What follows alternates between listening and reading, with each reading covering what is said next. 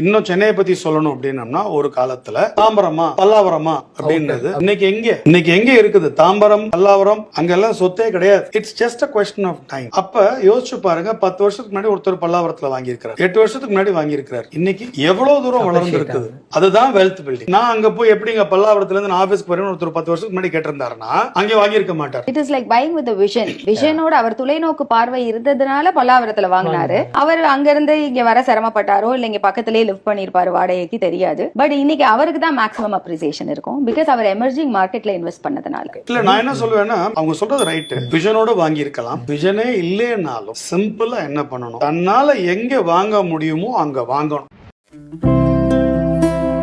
பரந்தூர் ஏர்போர்ட்டோட என்ட்ரன்ஸ்லேயே நம்ம லொக்கேஷன் பண்ணி வச்சுருக்கோம். ஸோ ஜஸ்ட் பரந்தூர் ஏர்போர்ட் என்ட்ரன்ஸ்லேருந்து ஒரு 150 மீட்டரில் நம்மளோட லே அவுட் இருக்குது. இதில் என்ன ஒரு அட்வான்டேஜ்னால், உங்களுக்கு வந்து ஒரு பட்டர்ஃப்ளை ஜங்ஷன் மாதிரி அங்கே ஃபார்ம் பண்ணுறாங்க. இது ஒரு அட்வான்டேஜாக வரும். எக்ஸ்பிரஸ் ஹைவேயும் அங்கே அந்த இடத்துல வருது. ஸோ அந்த எக்ஸ்பிரஸ் ஹைவேலேருந்து தான் இந்த பட்டர்ஃப்ளை ஜங்ஷன் ஃபார்ம் பண்ணி பரந்தூர் ஏர்போர்ட்டுக்கு என்ட்ரன்ஸாக கொடுக்குறாங்க.